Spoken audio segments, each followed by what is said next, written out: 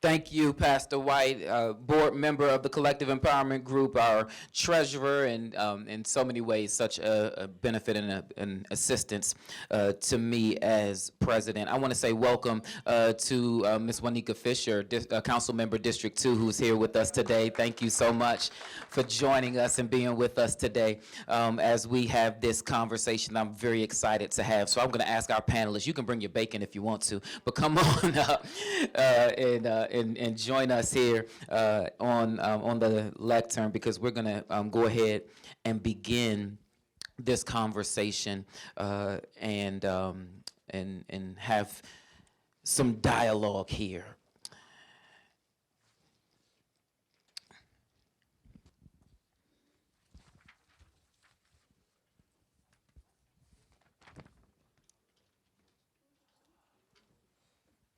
All right. I am excited, exuberant, ecstatic to have this esteemed panel with us today, and I'm going to jump right on in. I'm going to do my best to move quickly through these biographies because they are extensive, because these folks are incredible. Of course, we got Reverend Tony Lee, Senior Pastor of the Community of Hope AME Church. Community of Hope is recognized throughout the region for its innovative ministry, social engagement, and community outreach. Community of Hope has gained national recognition for its work around HIV/AIDS, violence prevention, community police partnerships, and educational advocacy. Reverend Lee serves as the board chair for the Naylor Road Branch Avenue CDC, the convener of the National Coalition of Black Civic Participation's Black Male Initiative. He's a member of the Board of Visitors for the Howard University Divinity School. He is also an HIV ambassador for the NAACP. He is an on-air radio personality in the DC area on WPGC. If you listen to WPGC on your way to church, you're going to hear his voice on Sunday Morning Hope, and I am grateful that he is here with us. He is also the president of Hope in Action, a community service and anti-violence organization here in Prince George's County. I have learned so much from him in his engagement of our civic leaders, and he is, in my opinion, one of the best in the country in this area and a thought leader in this area, and I'm grateful to have him with us. Reverend Tony Lee, let's give it up one more time. And then the incomparable Dr. Barbara Williams Skinner. She is the CEO and co-founder of the Skinner Leadership Institute, a trusted advisor, a public policy strategist, faith and community leader, author, lecturer, educator, executive coach, mentor, and a whole bunch more things that is going to take all hour to say. She and her late husband, Tom Skinner, founded the Congressional Black Caucus Foundation Prayer Breakfast that annually attracted over 3,000 leaders across the country. She regularly works with interfaith leaders on issues like healthcare, criminal justice reform, and voting rights. Dr. William Skinner is also the co-founder of the Masters Series for Distinguished Clergy that equips pastors with advocacy and media skills to voice their values in the public arena. I am a graduate of the Masters Series for Distinguished Clergy, and there are a few of us in the room who are graduates of her program. I highly recommend it. Whenever it comes around again, we will partner with her the next time she does it to make sure that CEG pastors are made available to it. And this October, we are planning a one-day event. Is it locked in? October the 15th, put it in your calendar. We are planning an event to equip and train pastors and to also open some doors for some conversations with some of the folks who will help us to be more effective at engaging in the public square. Dr. Barbara Williams Skinner, everyone. Our third panelist and guest is on her way. Miss Angela Alsobrooks, the county executive of Prince George's County. She is a lifelong Prince Georgian, was elected as the 8th county executive for Prince George's County and the first woman to hold the position. After entering her second year at office, Ms. Alsobrooks and her administration were challenged with the onset of COVID-19 global pandemic. Her administration secured more than $1.6 billion in state aid.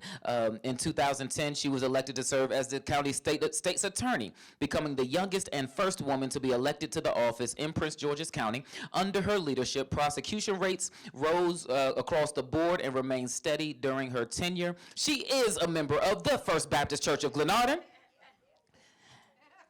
There she is, sneaking in on the other side.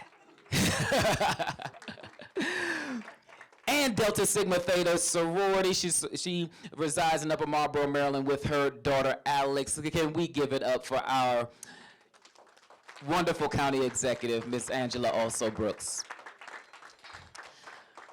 So before we proceed, I'm going to address the elephant in the room. Are y'all ready? All right. Miss Alsobrooks is running for U.S. Senate. I know, right? Like, we didn't know. However, we have invited her here today as the county executive of Prince George's County.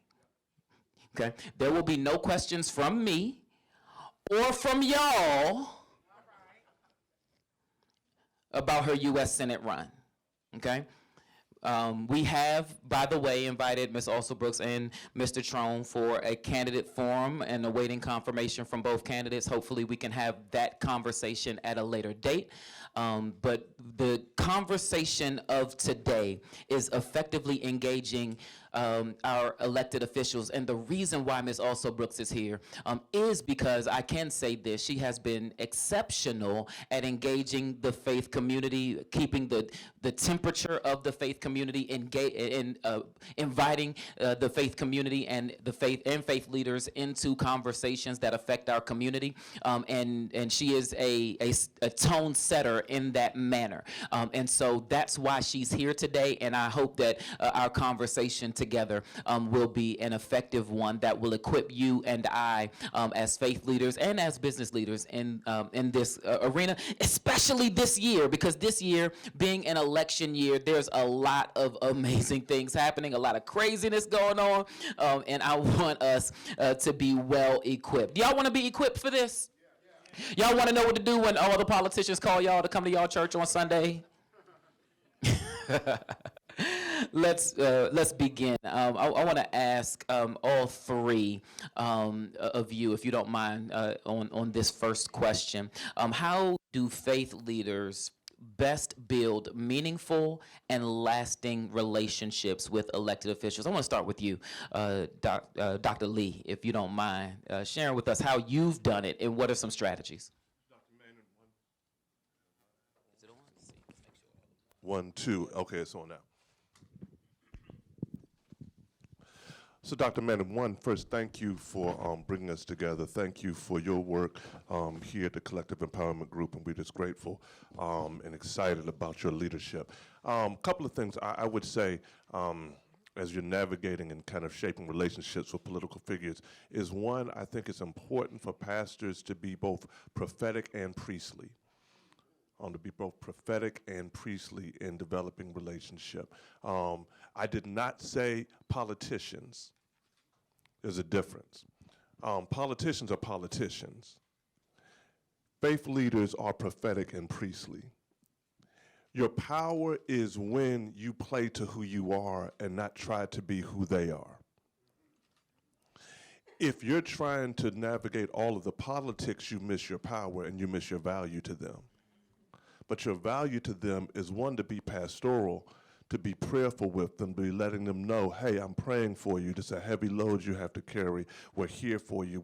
Our community can be supportive of you in the work that you do, being pastoral, being priestly, but also being prophetic. There's sometimes you have to be able to call folks out. There's sometimes you have to be able to say, our community needs this, and these are some of the ways that the offices of this region are falling short. And so you have to kind of speak truth to power, right? And so you do that. I have found that when you walk in integrity in both offices, then you can develop relationship that lasts and stands the test of time. That when you are trying to navigate and just be political with folks, then what happens is a politician one day can have an enemy with one person, but the next day it's their friend. You've lined up with them in one political fight, and then the next day that's not their political fight.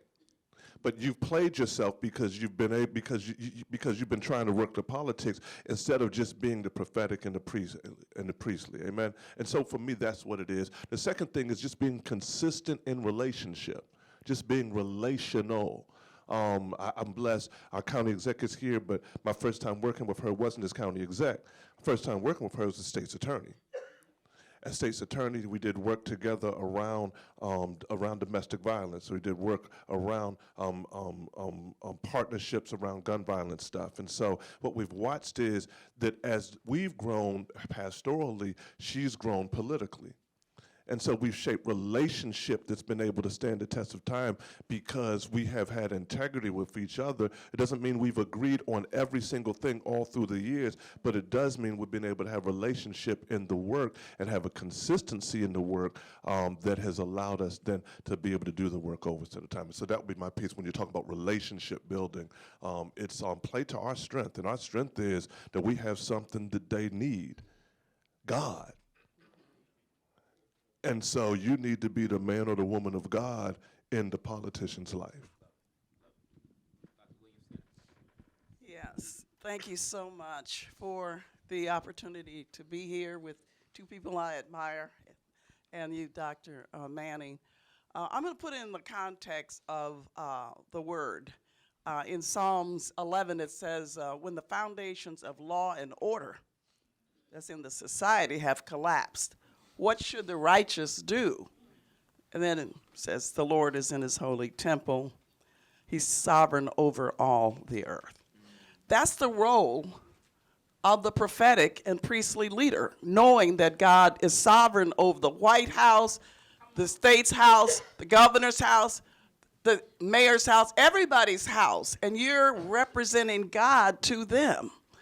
When I worked with the members of Congress, and I still do, one of the fewest groups that they will not turn away, almost no matter how cynical they are. I mean, even talking about this Congress, that's crazy, right?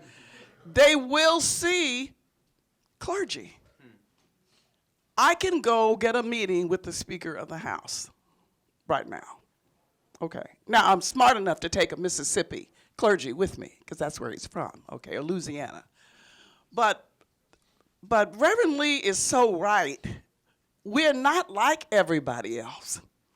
And so we should stop acting like everybody else. We have more power than everybody else. They need your power. And so, first of all, I'm glad I have a pastor who will not let a politician up in our pulpit. That's a sacred space. You don't get up in there, okay? You can sit, we can pray for you, we'll introduce you, but you don't get there, okay? The second thing he raised, which is so powerful, is relationship. So having worked on Capitol Hill for all those years and having been raised by a Southern mother, my mother reminded me, she said, when you get there, you know, don't forget the janitor, the cleaning lady, and that's the elevator operator, and the little people, the police at the door, whatever. It was building relationships that made a difference, right? But the members of Congress are also people. County executive is a person, members of Congress, and they hurt, and they have pain, and they have problems, and we don't see that. We just see what we want from them. So how about sometimes when I want to get to know a member of Congress, I will go introduce myself, and I'll say, how can I pray for you and your family? I've never had a problem, ever, because nobody asked them that. They just wanna, get, gimme. And so, therefore, your unique, they'll be looking for you because you are the one. Now, the third thing is that accountability. You have to hold them accountable. We are so guilty of electing people and leaving them alone. It's like leaving a baby in the crib and saying good luck. Call me when you need me. So, and then we get mad when they don't act on our behalf. What do they know what your behalf is? So they should, every 90 days, you should be calling them. How are we doing on Pell Grants? How are we doing on rural broadband? How are we doing on whatever the issues are? The economic issues. How are we doing on job development and the like? The relationship is, as he said, priestly. It's relational. It's a power relationship, and it's one of accountability. That's what it is. Well, good morning, everybody.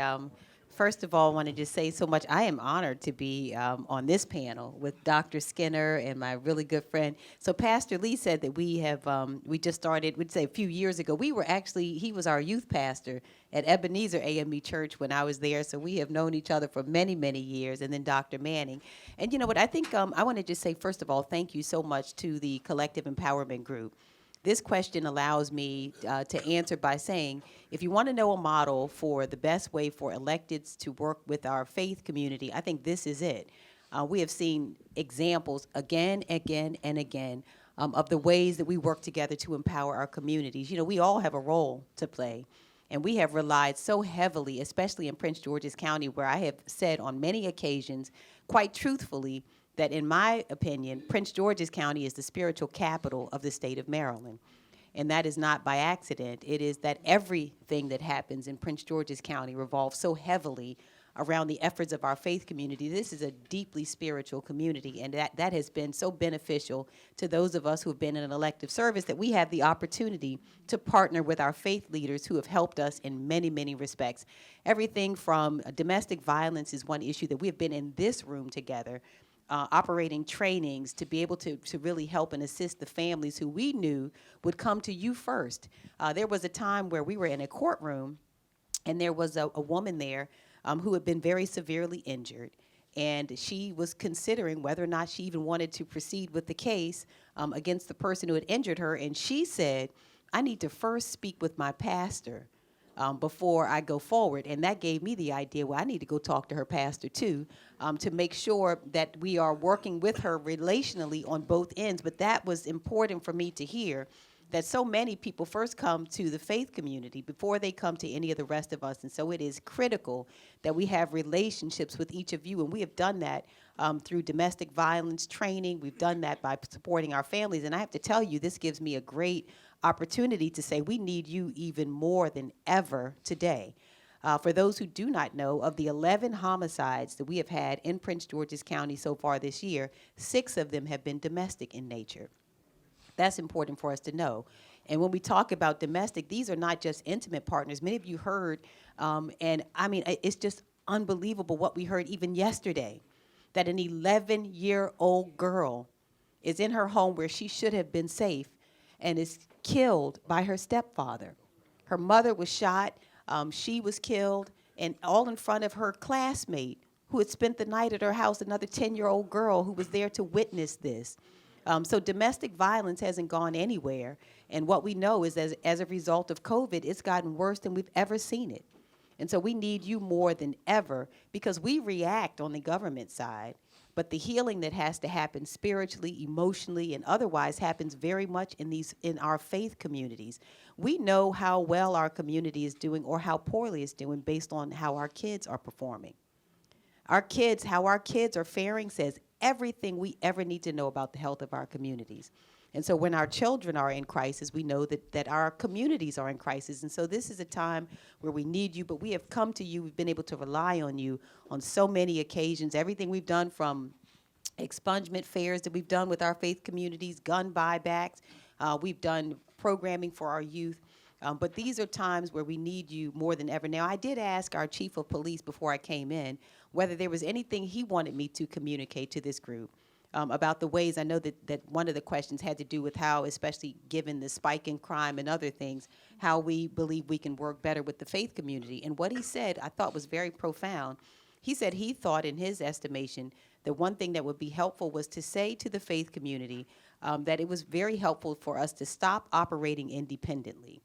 That's what he said. He said, I would like to say, please stop operating independently. That he thought that the strength would come in us finding ways, whatever the 2 or 3 big issues were that we thought the faith community could work on, he thought it would be very helpful to him as chief of police for the faith community to come together and to act as one, to determine what the 2 or 3 issues were, and that we would be so much stronger if we found a way that as a group is unstoppable, that, you know, that we have independent efforts, but he thought that the power would come in us identifying the 2 or 3 areas that we would tackle together, and to go for that. So I thought that was great advice. He said, you know, we're doing food drives, we're doing clothing drives, but let's figure the other 2 or 3 things that we can tackle together. Some of it's economic.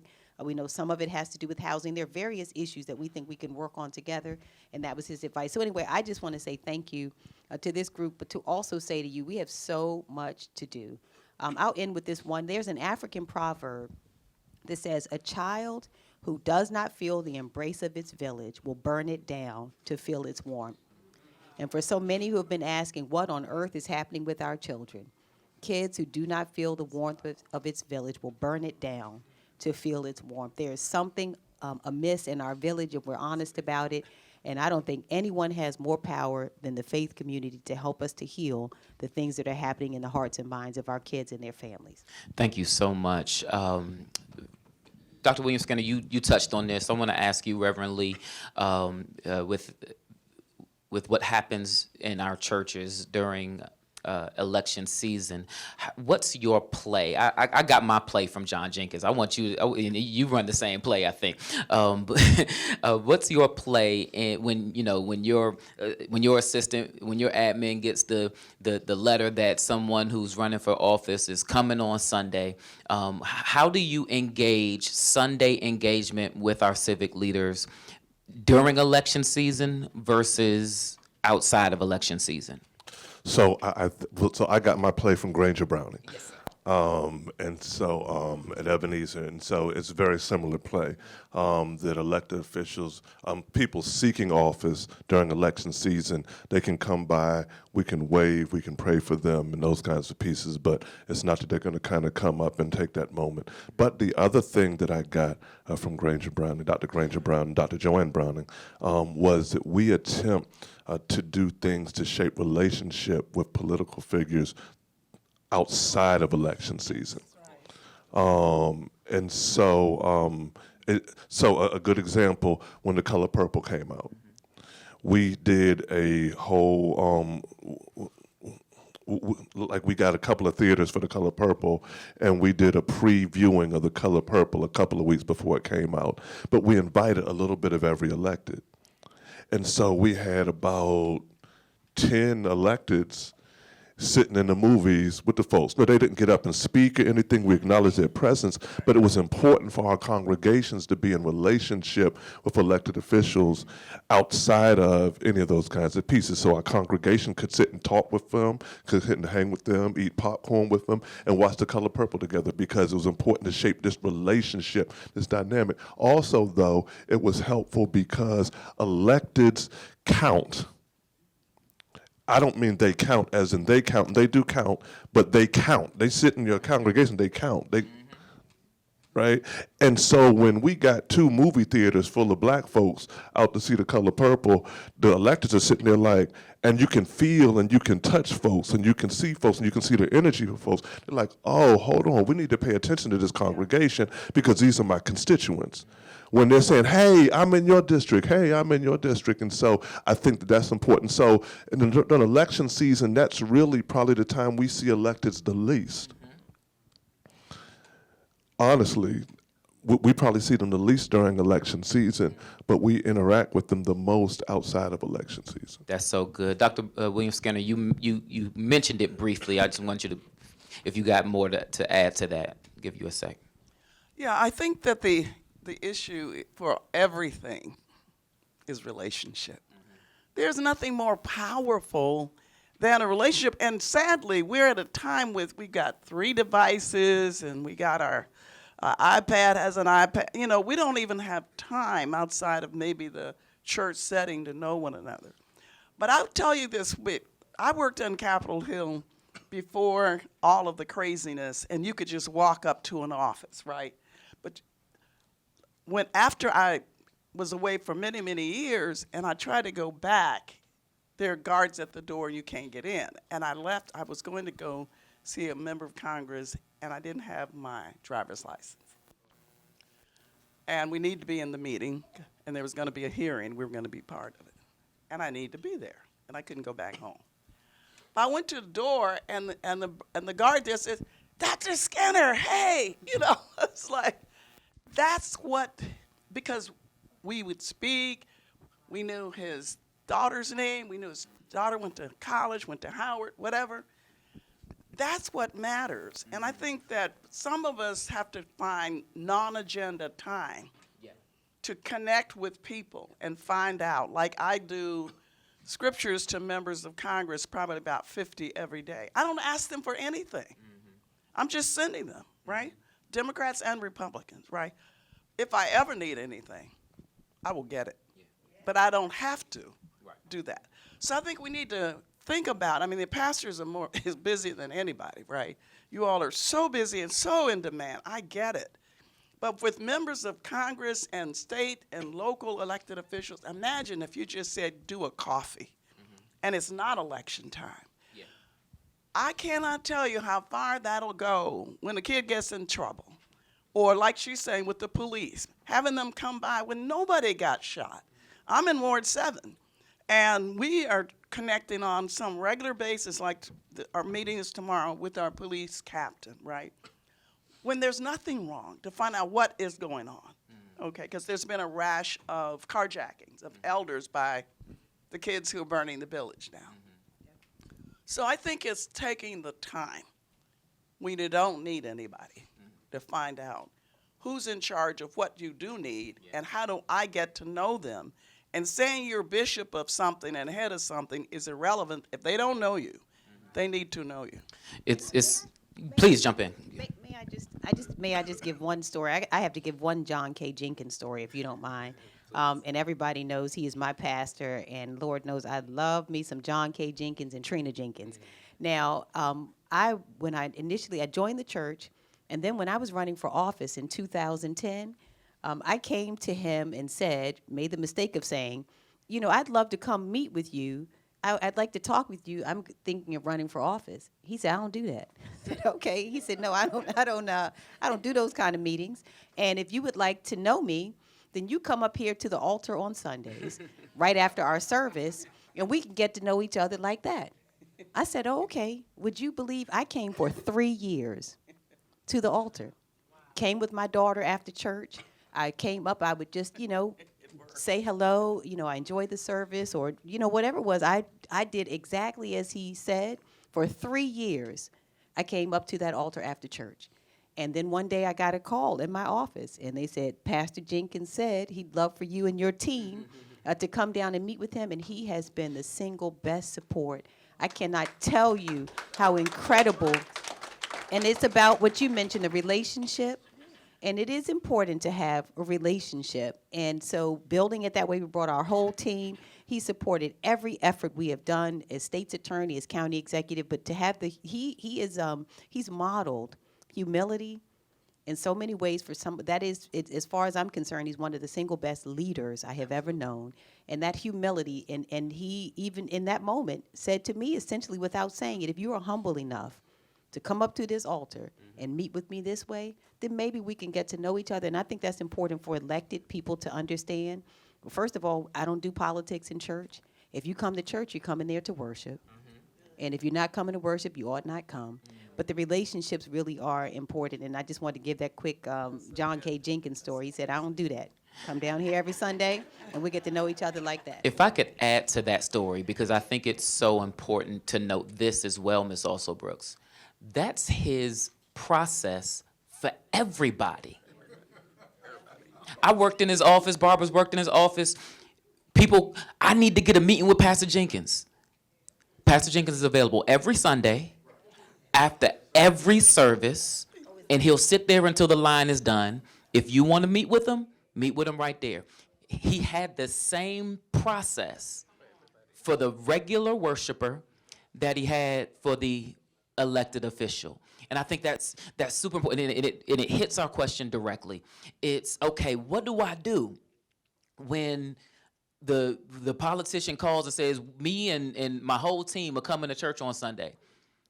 You say, great, I hope you enjoy worship. Especially in at the Heights, Dr. Reverend Lee, especially if I ain't heard from you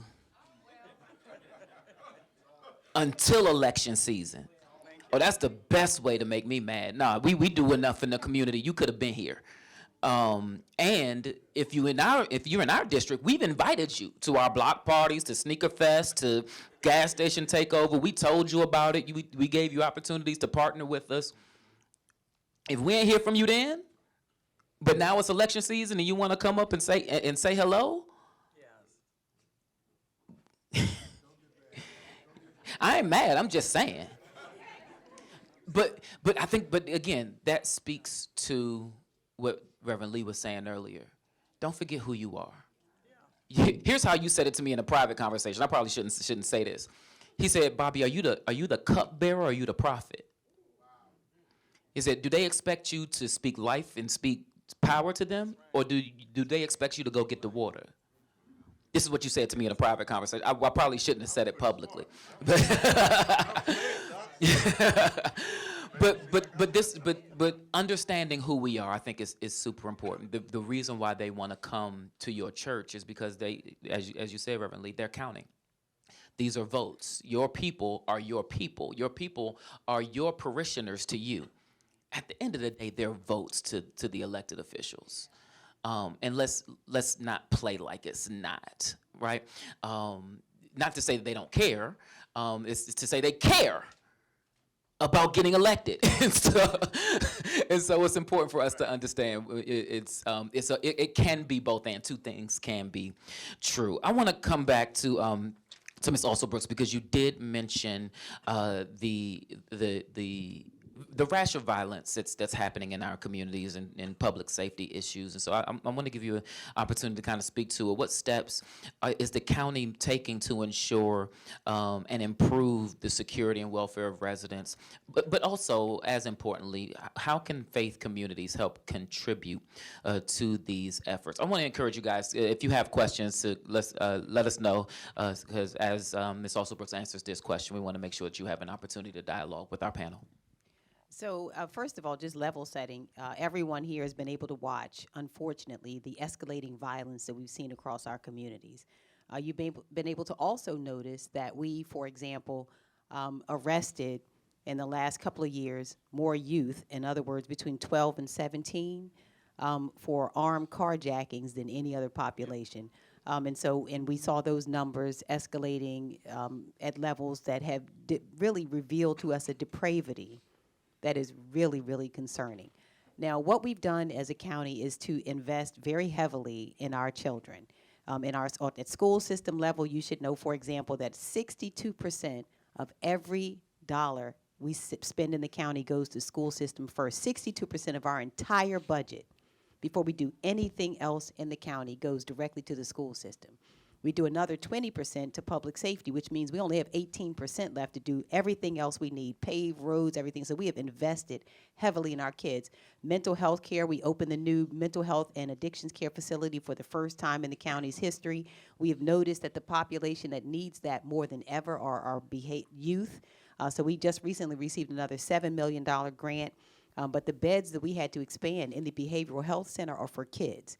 So our youth are really, really suffering disproportionately in terms of mental health and also substances. Those are the two major issues we've seen: mental health and substance use or misuse. So we've invested heavily there. We also have, thanks to Pastor Lee, brought us also the Hope Collective. So we have about 15 or 16 nonprofits. He brought this to the county from California, a model that allows us to invest in these 15 to 16 nonprofits who do violence interruption, who do after-school mentoring, who do other programming throughout our communities, and so we do that work as well. We have the Summer Youth Enrichment Program, the only one in the state, by the way, that every single child who applies for a summer job gets that job. And we've done leadership programs. So we've invested heavily in kids. We're investing very heavily in their parents as well. There are a couple of other programs that we have, but these are not programs, but on the police department side, we have now stood up a new shooting squad.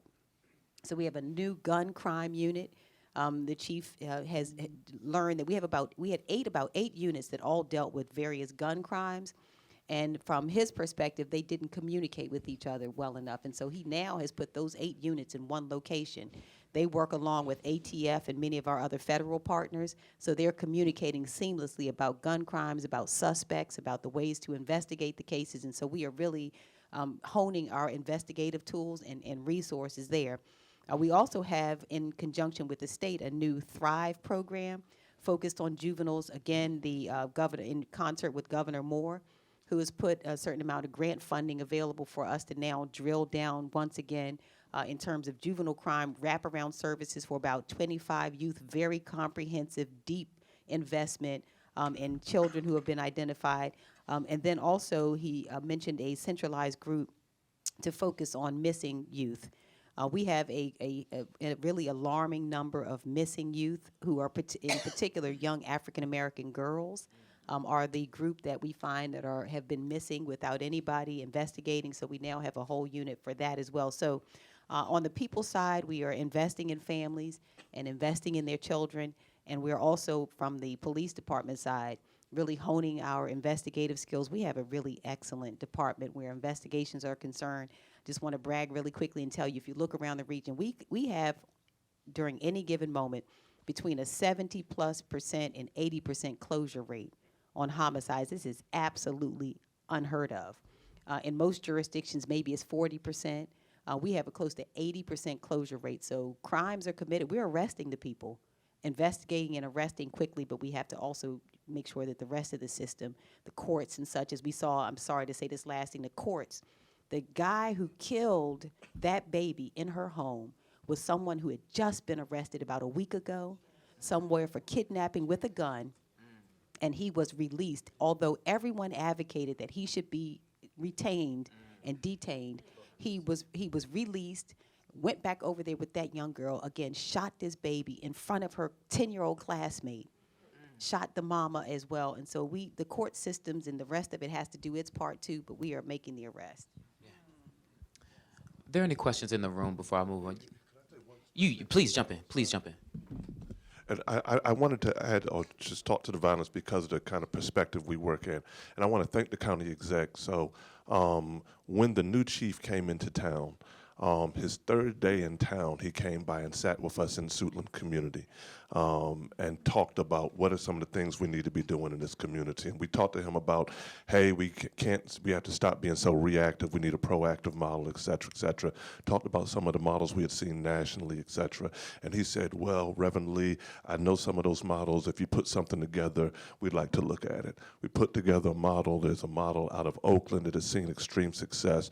A good friend of mine, Pastor Mike McBride, had helped to build that model out. I had been doing this work literally for the last 2 decades and have been doing a lot of work nationally with this stuff as well as in the region. And so then we put together the model, shaped it, put it to him. He said, I like it, et cetera, et cetera. The county exec found some ARPA funding for it and was able to fund it. Over the last 3 years, they've given us $5 million of funding to be able to stand it up.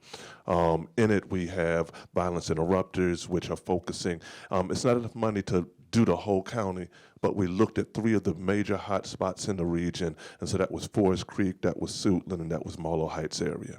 And we put violence interrupters on the ground in those communities. We also helped to fund because Prince George's County didn't really have a huge nonprofit ecosystem dealing with the violence like DC has, and so we use a great portion of that funding, about half that funding each year, to stand up 23 organizations that are doing everything from youth reentry work to mental health stuff, to wraparound services, to after-school stuff.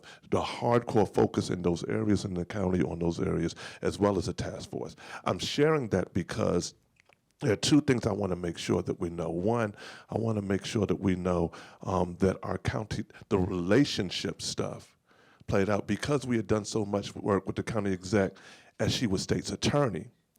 Because we had done so much work during COVID around feeding and those kinds of pieces, that we have a for-profit, nonprofit faith collaboration, and we had shown that we had the capacity to be able to handle this work, and so therefore we were able to walk into it. So that's one. Two, I want us to make sure that we are able also, though, to acknowledge our county successes, or at least our county progress, right? County progress. So if you look all over the nation, after COVID, there was a spike in homicides nationally, right? If you look over this last year, that year to year, Prince George's County's homicides are down, right? But DC's homicides are still up. What happens oftentimes, though, is because we're just watching the news, we just hear murder, murder, murder, murder. And we're thinking that that means it's up in Prince George's County, when really, so if you look, it's a heck of a thing for the numbers to be down in Prince George's County when the numbers are up right across the street. We need to be able to also get that message out. Because a thing about crime isn't just about what's happening, it's about how safe people feel, right? And so if all you're seeing on the news is homicide, homicide, homicide, but you're not realizing that in Prince George's County there's progress, then you end up saying, hey, crime is going crazy, and not acknowledging the fact that the pieces that our county is putting into place are actually having some impact and actually having an effect. Now, one murder is too many. One murder is too many, but we have to know. The last thing I'll say is this. The county exec said earlier that out of the 11 homicides this year, 5 of them have been domestic. 6 of them have been domestic violence, right? The 7th, I buried SpongeBob, Andrew Washington, yesterday. His was friends fighting, right? Usually it used to be homicides were because of drug deals. Homicides was because it was drama in the streets. Homicides was because it was neighborhood beef, those kinds of things. We're looking in Prince George's County and we're realizing that we've been able to take a bite, at least so far this year, right, out of the neighborhood stuff, out of the stuff that's happening, that's the neighborhood beef and that kind of stuff. But we're looking at the majority of our stuff is domestic stuff. The majority of our stuff are people having conflict with people who are their friends. With people they know, and that's a different devil to deal with, right? And which is why the church is so important in this process, right? Because the church is a place that can help with that moral fiber to help transform communities, households, et cetera. And so I just wanted to make sure to say that so that we could kind of, as you said, level set, but we could understand what's happening in the county around this stuff. Reverend Lee, I want to say this, and I'm going to go to this gentleman's question over here, but I want to mention this because some may look at you and say, oh, but he that mega church pastor, he's able to do it because such and such and this and that. First of all, I would say you've been doing this since before you were a pastor, when you were a youth pastor. You were doing it when your church was meeting at the Legend nightclub, and before this, whatever has taken place over the last couple of decades at Community of Hope. I want to mention that. But also, I want to mention this, that folks, pastors, we can only find our elected officials at places where there's intersection. You've listened to Reverend Lee talk about the places where Community of Hope sits that speaks directly to the issues that in our state and in our county, our elected officials care about as well. I would try to say this gently, but I don't know how to. If all we doing is having church, there's not going to be a lot of intersection. If you open the doors on Sundays, you have good church, and you close it until next Sunday, there's not going to be intersection. But if your heart is for outreach, if your heart is for the community, if your heart breaks at the things that breaks the heart of God, and you are mobilizing your congregation. Watch this, y'all. No matter what size your congregation is, if you're mobilizing your congregation, they got to know who you are. They have to know who you are, and they have to work with you. And so I want to say thank you to you, Reverend Lee, for over 25 years of doing this work, and you do it so extremely well, not just because it's a bunch of people who come to church and at Community of Hope, but you do it so well because you know the streets, and you care about what's happening in the streets. And so there's intersection there. Your question, sir. Good morning, everybody. My name's Sheon Ogunsanlade. I'm associate pastor at House Church in Silver Spring, Maryland. I also work with the DMV chapter of the AND campaign. So thank you. Excited to be here this morning, first of all. Just had a question. I think there was so much great information already shared. But my thought is when it comes to church and state, the mantra is that there's a separation. We know we can question if that's true or not. The separation of church and state is a myth, but we could talk about that later. Yes, I agree. But my question is, I do think there's a conflict of interest when we engage elected officials. As Dr. Manning shared, they're there to get votes. The question for the church is, why do we want them there? Is it power? Is it money? Is it a building? So my question is, how do we deconflict that relationship? And then I love what was shared about the church having a prophetic voice. What should be the prophetic message? Because I think the church should be the power player speaking to elected officials, not the reverse. So if we could say a message, what do we believe the church's message should be to elected officials versus what we receive from them? So let me clarify something I said earlier, because maybe I oversimplified something in a space that I probably shouldn't have. In election season, they're showing up because it's time to get votes. I emphasized outside of election season because when you have a civic leader that with integrity, I'll go and say it, like Ms. Angela Alsobrooks, and like many of our leaders here in the county, that's not the case. They are showing up when people matter. Because I don't believe there's a conflict of interest when the interest on both parties is the people in our community.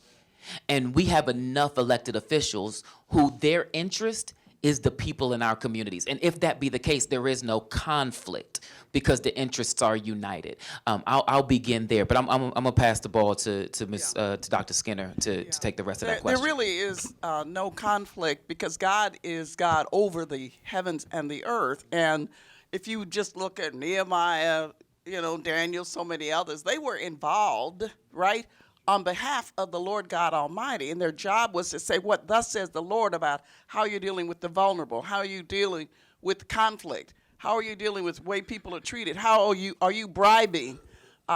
Really the prophetic voice that Tony Lee talked about is speaking what righteousness would look like in this land. And that's why the pastor has to see him or herself sort of separately from that person, pastoring the elected officials in a way, seeing it that way. But it is clear there is no separation. It's actually the biggest lie in the world. I'll tell you why.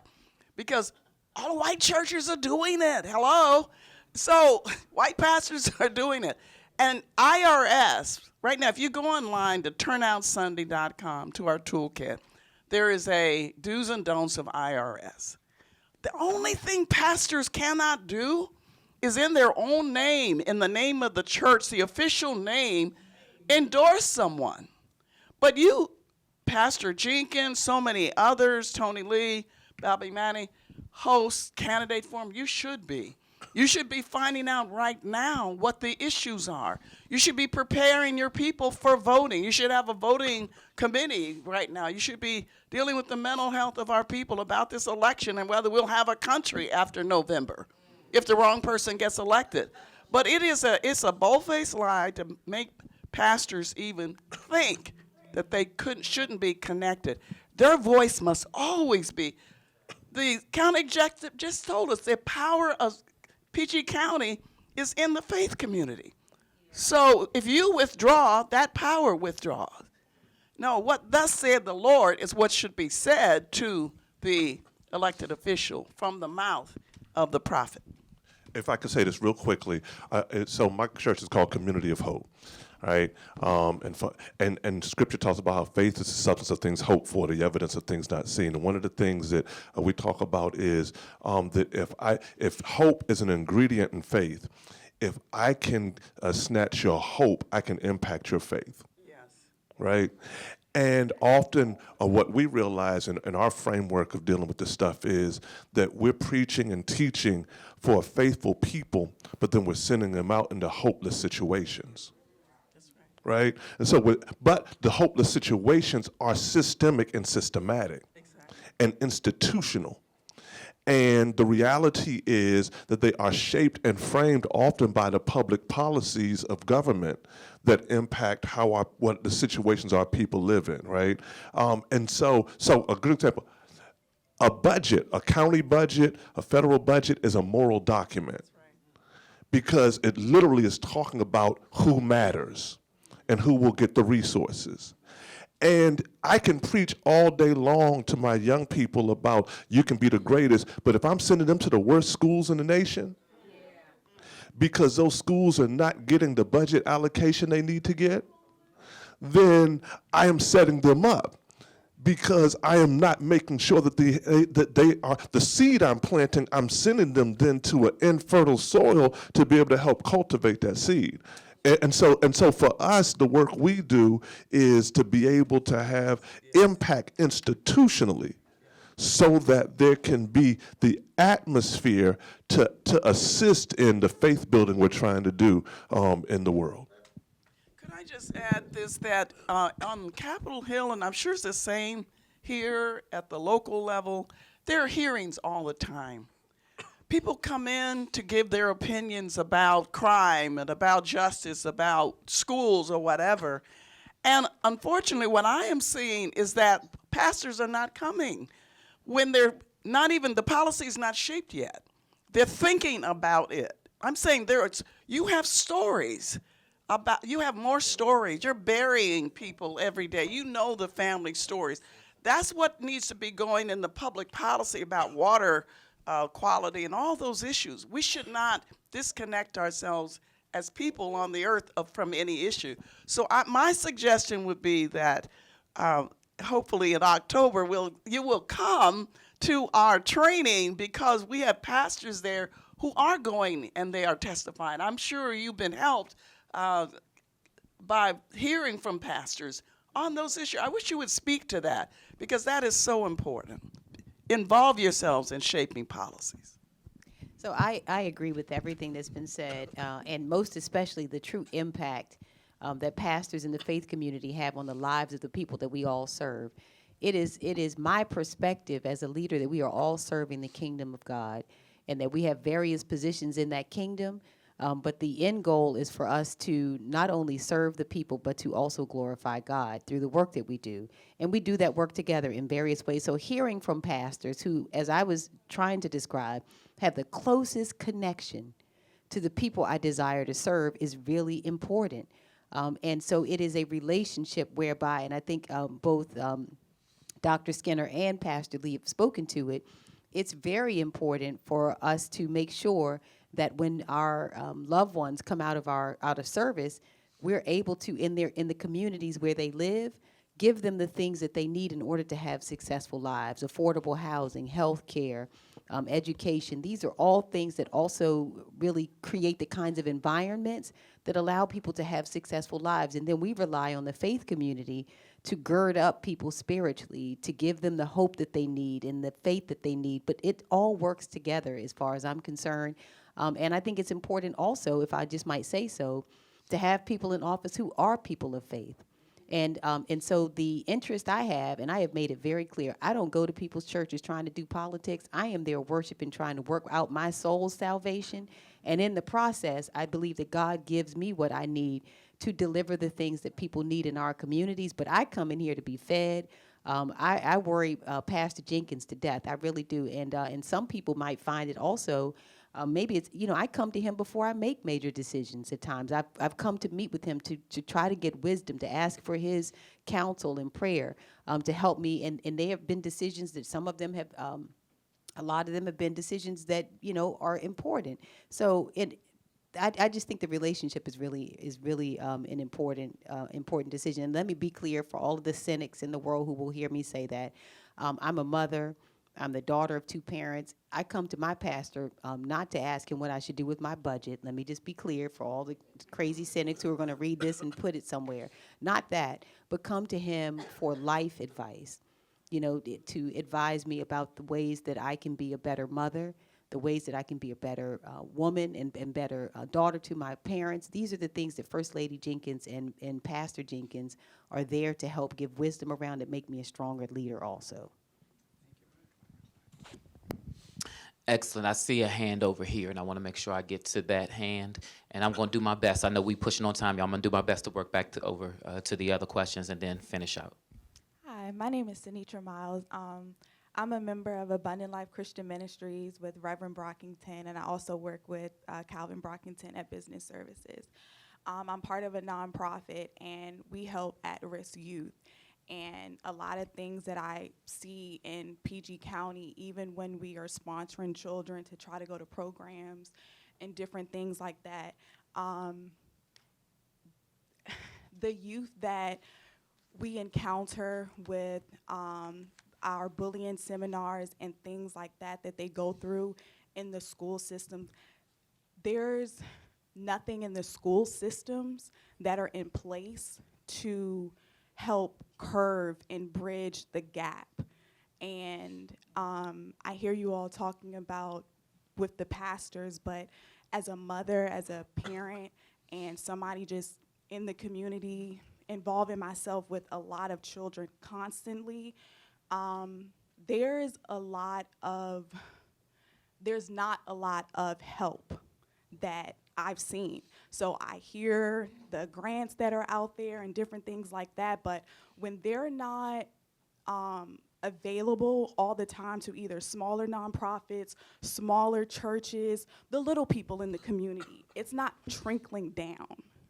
And that's where a lot of the issues stem. Even with the girl that was murdered at Duval High School, there was cries before that happened that was not reached. How can the church reach the school systems? How can the officials actually go into the smaller public schools? I've gotten calls from my daughter's teacher because they don't have pencils. I've donated pencils, we give out school supplies, backpacks, food, the kids are hungry. We get hangry, they get hangry too. They're hungry, they're angry.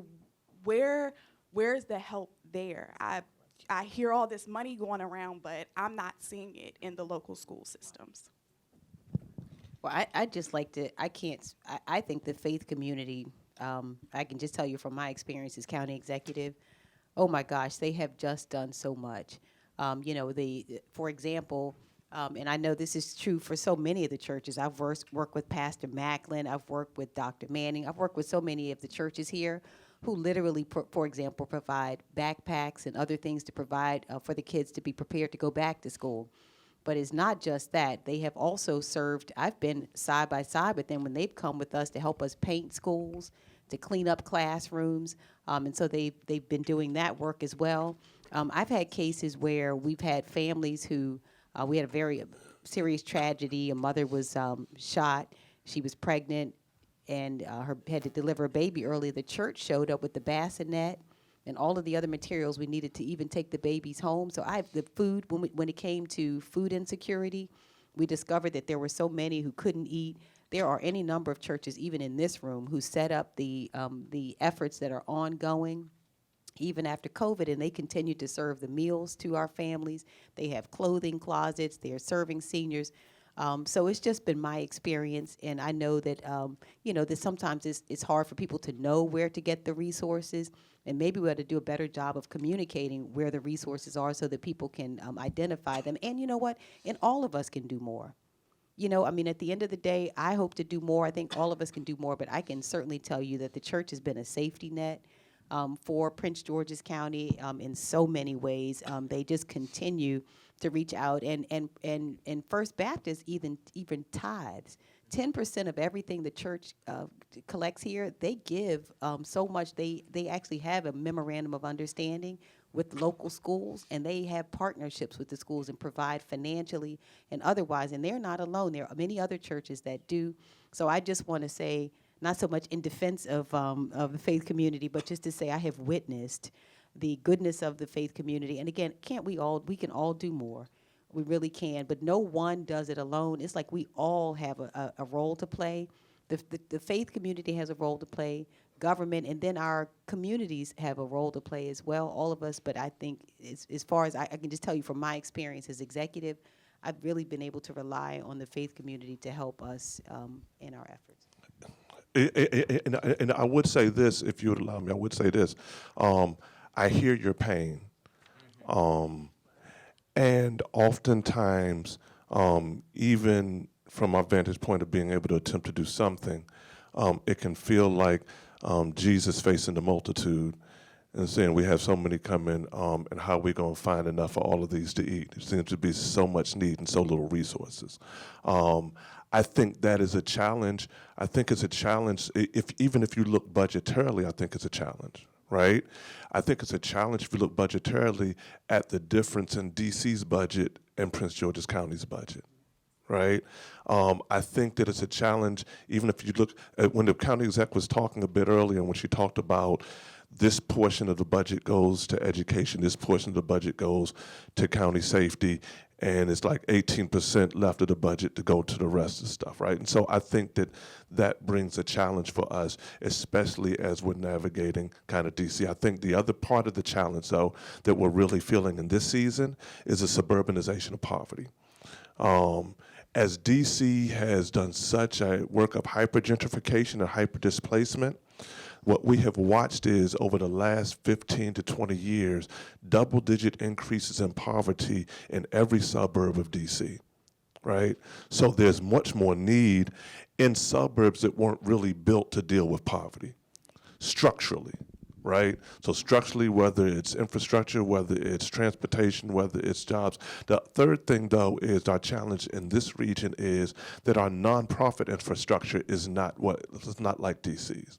So in DC, you can run in DC, and I can ask you what organizations are doing this and around this area for young people, and they have national organizations that are doing it at scale, right?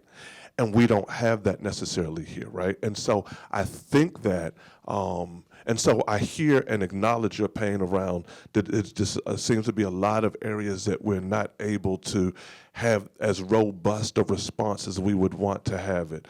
I do think that there are attempts by a county government to do the best with what we have around budget. But I do think that there's more that we need. And I believe that some of those answers are in the room. Right? I believe some of those answers are in the room.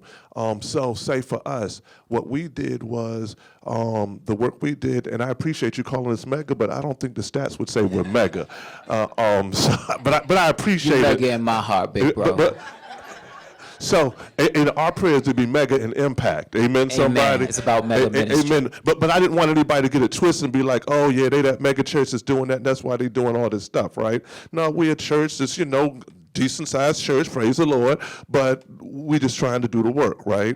But I do think that one of the things we did was that we did a partnership with a for-profit, which was a government contractor, was one of our members, a nonprofit, and the church. That gave us capacity to do stuff at a higher level than we normally would be able to do just as Community of Hope AME Church.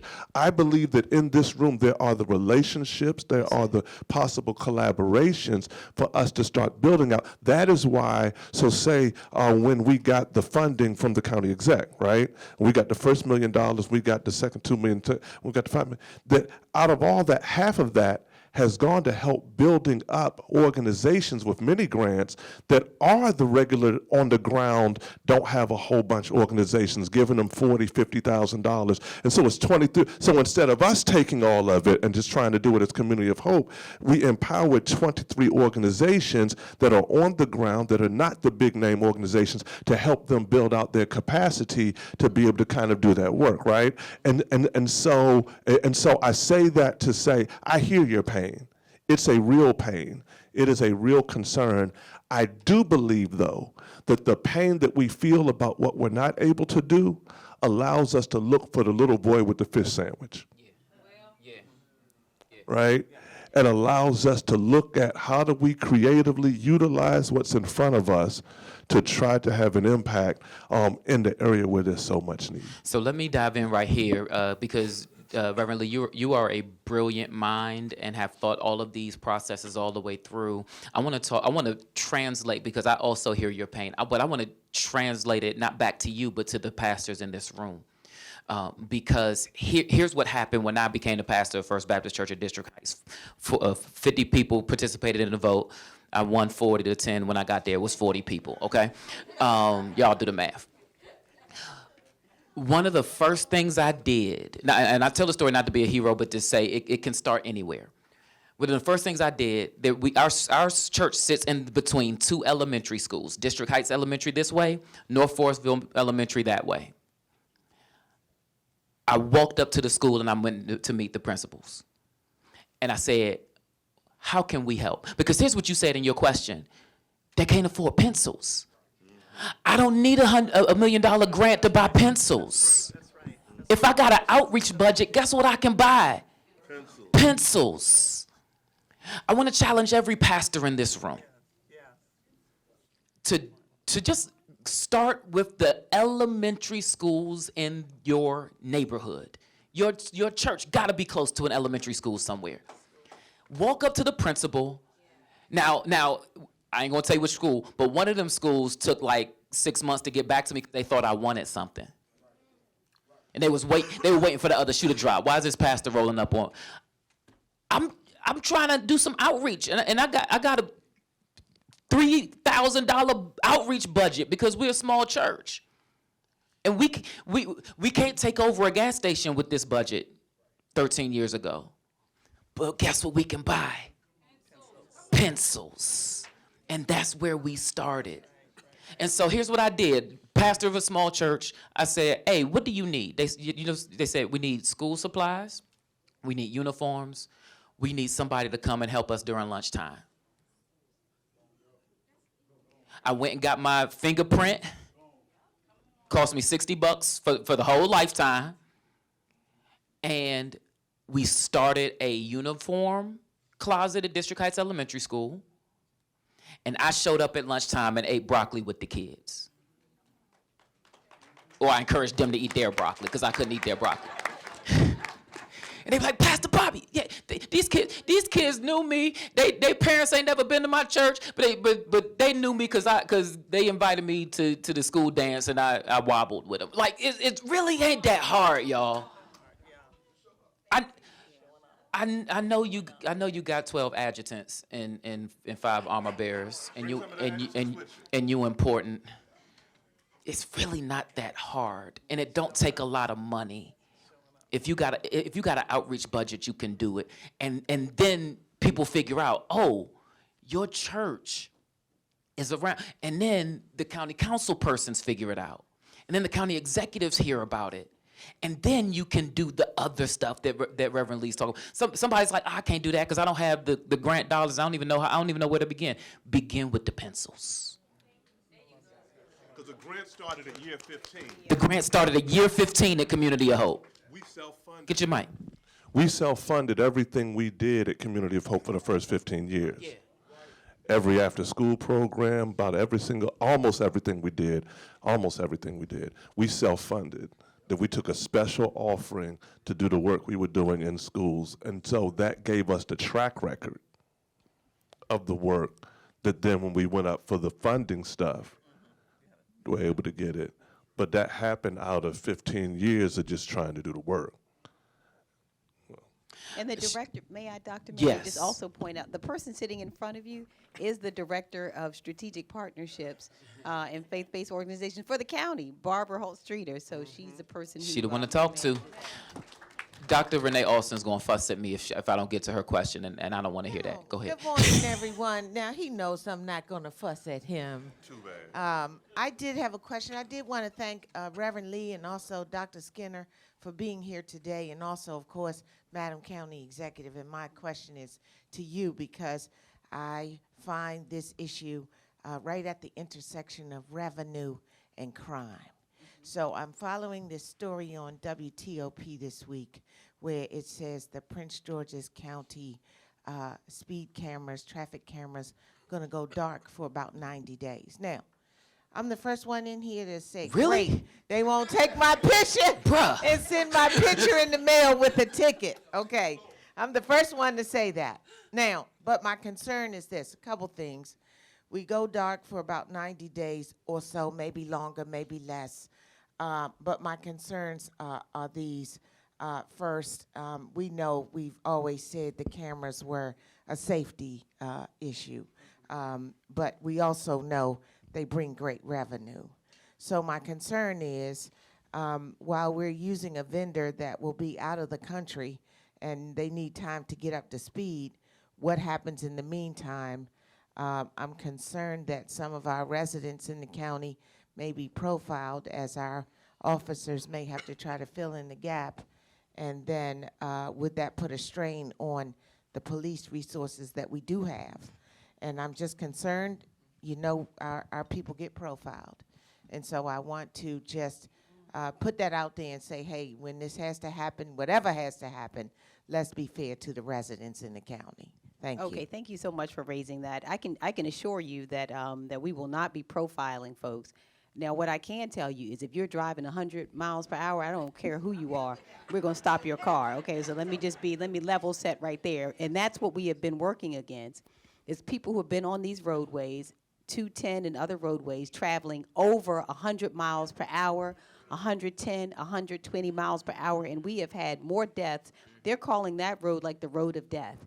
We had families, whole families, you probably remember this couple just a few years ago, traveling on that road, and all 3 of their babies were killed in the backseat of the car. Now, we had a vendor who was providing the speed service for us, who we discovered was delivering such poor service, they were not monitoring. So we thought we had a vendor there, and their equipment was so poorly managed, the service was so horrible that we had to discontinue the contract with that particular vendor, who we found out, to be honest, was ripping us off. So we discontinued, and when I say ripping off, let me just say this. They were not providing the service that we were paying for. So we discontinued.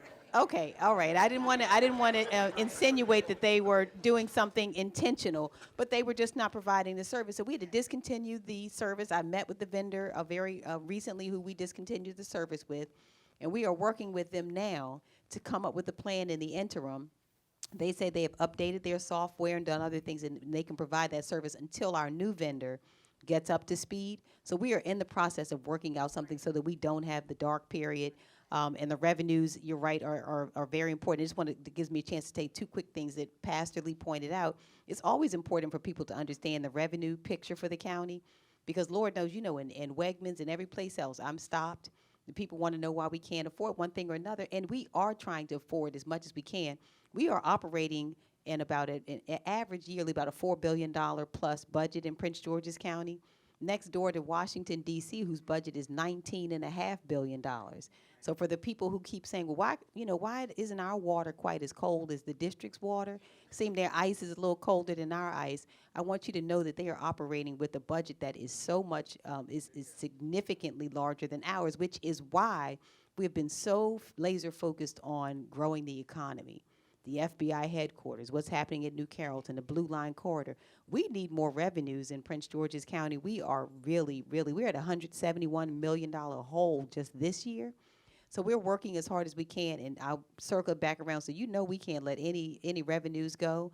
But the point of the speed cameras really is because we have had people who have no regard for the lives and safety of other people, and they travel those roads and don't care who they harm. And so we have had so many accidents, and so that service is important, the speed camera service, and we will continue to make sure it's accurate. Well, We're not profiling anybody, but like I said, if you're traveling 100, we don't care who you are. We're gonna be looking for you. Ms. County Executive, while you have the mic, we have an online question from Pastor Sam Tarver. Because you mentioned earlier about Chief Aziz's model of a collaborative effort behind that, beyond the county. This may be really more of a question for Chief Aziz, but I will ask you this. Is it possible to take that model beyond the county to other parts of the DMV in order to address crime moving across lines? Well, I want to say to Pastor, first of all, I want to thank Pastor Lee for pointing out a point that I hadn't even thought to raise that is so important for everyone to hear.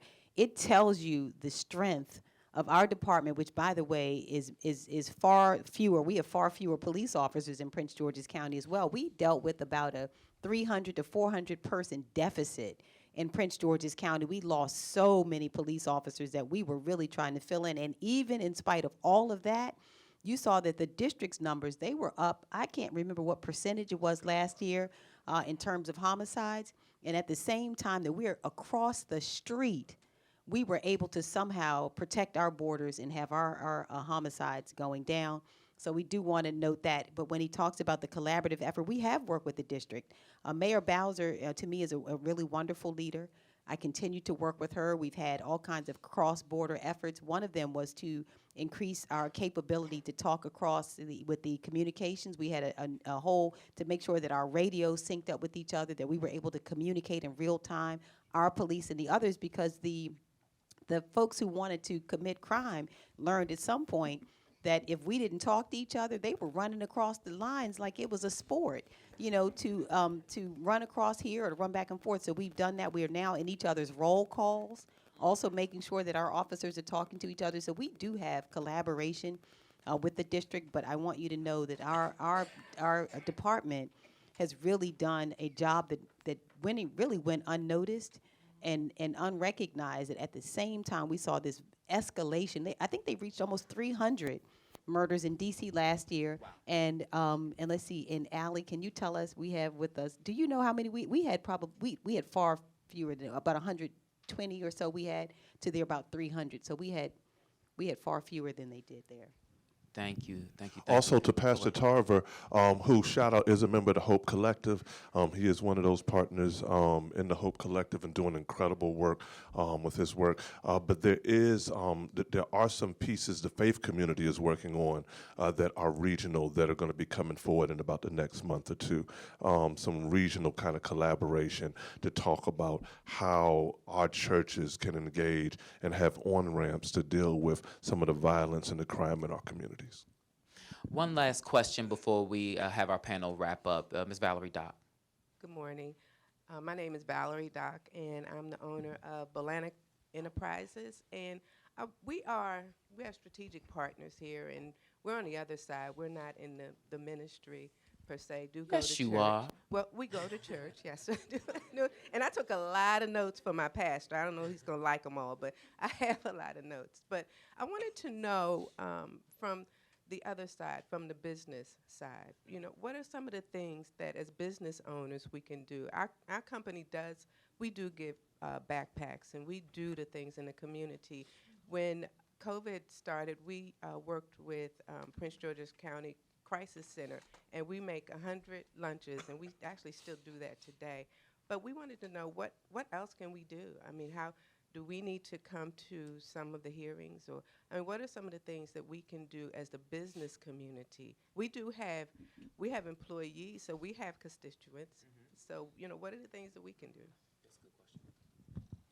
Well, we want to thank you, first of all. I mean, I think the best thing that businesses do is they pay taxes that help us to alleviate the residential property tax disparity that we have. And so we're really just happy that we have so many businesses, especially small businesses, but really do make up the foundation of our economy is based on small businesses. Now, our summer youth enrichment program that we host every summer, where we hire youth in the county, that's a place where businesses can always be very helpful to us because, again, we've said to our youth, every single child who applies for a job in Prince George's County gets it over the summer. But we have a relationship with the businesses in our community who really do help us in that effort. So we have that one. We also do a lot of work. We have a leadership program, and we have a program that is our the Passport Experience, which is solely funded by the leadership program. It is solely funded by private donations. The Alsobrooks Leadership Program, that we're in our second cohort of youth who come through, spend a whole year with us, learn about civics, learn about the government, learn about business. But these are this is one effort that is privately funded, completely privately funded.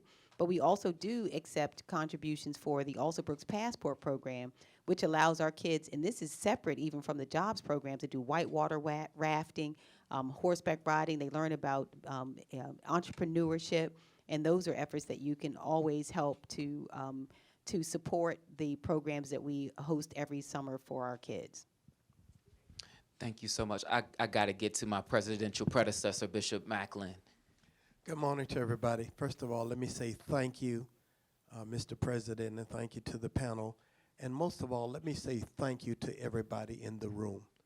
I think in answering Ms. Doc's question, one of the strengths coming out of the pandemic is that we are beginning to see community again. Yes. There were days that this room was not full, but this room is full today. Not only of pastors, not only of business owners, not only of bankers, and not only of politicians, but we can go and come together, because if we get ready to do a project with Andrews Federal Credit Union, I'm already saying to them, we need something for the schools. You're going to get our deposits. We need something for the schools. We can do this for the gas giveaway. We can go, my friend, you identify as a school, and I will personally identify churches that will come in, and we will come in and say, we'll do a school takeover. The principal at North Forestville High School is my church member. But she got help from Bobby Manning. Great. Therefore, we were able to go over to G. James Goldston School. And because of my medical condition, I've never even been in the school. But my people have been there. Christmas time, they've got closets, giving away clothing, anything that the community needs. This is why the Collective Empowerment Group is still here. We ain't doing bank loans and buying church. Okay, maybe somebody is still, maybe Henry Davis is building and all that stuff. But we are still here because we want to make a difference in the communities Yes, that sir. we are in. Yes, sir. And I thank you for the leadership. Thank you, Bishop. If I could just have you all just kind of 1 minute wrap up, but I want to, if you'll let me kind of ask a question that will kind of guide your 1 minute wrap up. And so, Reverend Lee, I want to ask you really quickly, because you are an expert at this, and how to mobilize your congregation to engage in the democratic process, such as voting, participating in community forums, et cetera. You guys do a great job of that. As you wrap up, just kind of your final thoughts, could you kind of give us some pointers in how we can mobilize our congregation, especially around voting time? Dr. William Skinner, you make it look so easy to just walk up on Capitol Hill like you own the place. And you tell us all the time, just go up there, you can do it. They want to see you. And we're like, for real? And you do. You take us up, everybody put October 15th on your calendar, please. You take us there and you show us how to do it. But could you just kind of assuage some of the concern that we have and just give us a couple of really quick first steps on how to engage, really both in Annapolis and in downtown. And then Ms. Alsobrooks, as I want to ask you a kind of a 2-point question. It's probably kind of the same question. It's the same question we asked Senator Van Hollen when he was with us last month. Is what keeps you up at night, and in what ways can we be praying for you? Okay, Reverend Lee. So once again, thank you so much, Dr. Manning, for having me here. So I think the biggest thing is just do it. The biggest thing is just do it. You don't have to have the perfect blueprint. One, just do it. The second thing is seek out those who you already see doing it. So the reality is I'm sitting on this panel because I sought her out. So Dr. Barbara Williams Skinner, our great story is that there was a point along the journey. I've been blessed to do all kinds of work with some of the major civil rights heads, et cetera. And I appreciated what I call all the generals, the brothers. I said, but I saw the sisters were so much more collaborative.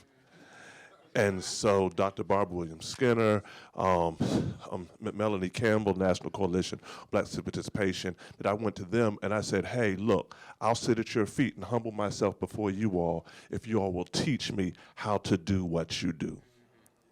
Sometimes you have to acknowledge what you don't know. Find somebody who knows it. Humble yourself to sit up under them. And then be able to grow and learn what you grow. And so that would be my other piece is just find somebody who's doing it, who you see doing it, and say, hey, how can we connect? How can I learn from you? How can you show me what to do? And there are folks who got blueprints for you that would love to be able to share and help during this season. And if you need anybody, right here Yes. is the original Don Dada of it all. Let us be clear, all right? Let us be clear that she's the one. Amen. So I'll pay you Tuesday. So prayer works. And it empowers you in a way that in the natural you feel like things are impossible. Okay. So I start with that. I don't just roll up on people. Okay, I don't do that, right? Everybody is not my assignment. Okay. So if somebody's my assignment, I'm gonna be there. I mean, if I need to go to I talked to the White House yesterday. I said we got to get black pastors up here hearing what y'all been doing. What are you doing about the Palestine? We have a right. We're paying tax dollars. So I feel like I have the spiritual authority to go wherever God is leading me. I'm not just going for myself. That's the other thing. I'm not going out of personal agenda. I'm going because the people are hurting. I'm going because our country is hurting. I'm going because every day from 8 to 9, for 30 years since my husband died, we've been on a prayer line, prayed up about the nation, about the county, about the city, and from the Word of God. So in the natural, I'm nothing. In the spirit, I can do anything. Okay. So how do you start? Okay. So let's say you need to meet, let's say you didn't know the county executive. Okay. But somebody knows her, and you're probably a few people from knowing her. You're 6 people from knowing everybody on the earth, right? So who knows her? So the issue is we give one another authority. This man came to Melanie Campbell, this is a brother, preacher, and said, I want you all to teach us everything you know about how to do blah, blah, blah, all the power you guys, whatever. The brothers don't do that. That took a lot of humility. He's gone with us to Capitol Hill. He's gone with us to hearing. You know, you came to class. We went up on the Hill. We learned how to write a legislative briefing. We did a mock legislative hearing. We did a mock press conference. So start getting taught, get in prayer, ask God to show you who you need to connect with. And the rest is history. So what keeps me up at night, I have to tell you, I don't think we know how great we are in Prince George's County. And it troubles me so deeply.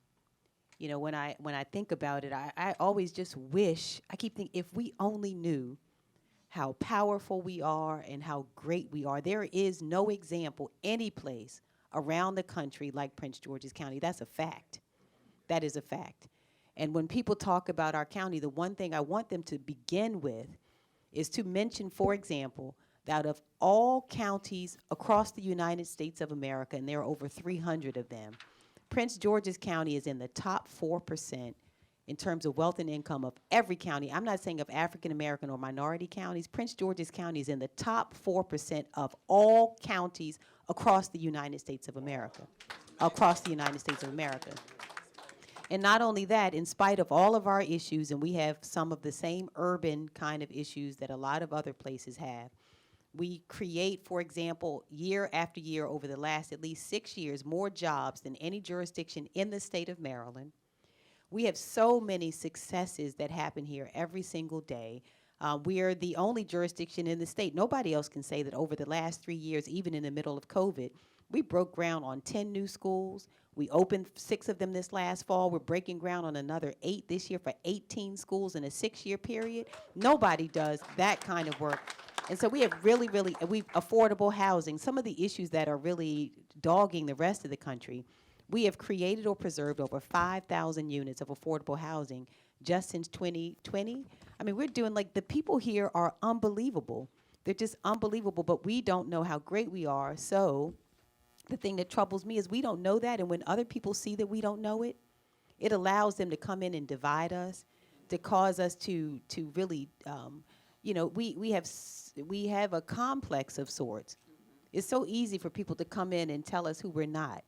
Look at them. They can't educate their children. Look at them. They, all of the horrible things that people say. And so it's just my greatest desire. I just want us to feel proud of who we are. That's why I started the Prince George's Proud kind of motto. And it doesn't mean that we don't have our issues, because we do. But the thing that keeps me up is I keep thinking, oh my gosh, because other people see how great we are too. And you know how that goes when the enemy sees it. There is so much here. That other people see it also, and I hope that everyone in the room can help me. And again, it is not to be delusional about the challenges that we have, because everywhere you go, there will be a challenge. But the one thing I promise you, and trust me, other people understand this, there's no place anywhere around the country that has the resources, the talent, and has all the assets that Prince George's County has. And I hope we know it before somebody else comes in. I want us to enjoy it here at home. And to recognize the greatness that we have and continue to build it together. Can we say thank you to this incredible panel? Thank you all so much for your time and for being with us. Y'all stay right there. We're going to prepare to pray out. Thank you all. We went into overtime today, and so we're grateful that you were able to stick around. Please mark your calendar for April the 5th, the first Friday in April. We will have our next Power Breakfast. Our topic is Beyond the Tithe. Structuring your church for income.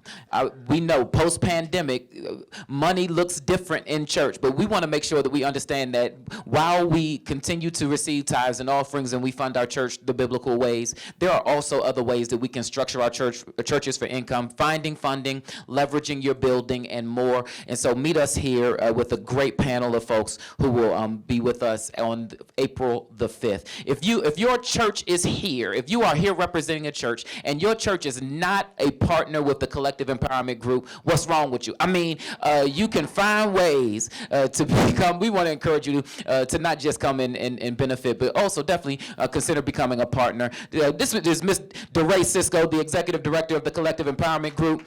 Stop by and say hello to her and find out how you can become a partner. There are different levels of partnership. If you are a business, if you are representing a business and you are not a strategic partner with us, we encourage you to partner with us and be a part of this effort to empower our community economically. Same way, please speak to Ms. DeRay Cisco, or you can go online. You can see the breakdown and apply directly online. But since you're here, you might as well talk to Ms. DeRay. Also, on your way out, if you haven't already, please sign in at the table on your way out, because we want to know that you are here and make sure that we keep you connected. I'm going to pray us out, and we're going to go because we got to go. You do not have to go home. Lord, thank you for the time that we've spent together today. We thank you for this panel. We thank you for all of these leaders, business leaders and banking leaders and faith leaders who come together with the same agenda that we want to empower our communities economically and practically. I pray that you would empower us to do so, just like you anoint us to preach. I pray, God, that you would anoint us to be prophets who serve the people of our community. Lord, we thank you for your grace that covers us, and we pray that your blessing over your people as we dismiss. In Jesus' name, amen. See y'all next month. God bless you. Thank you for joining us.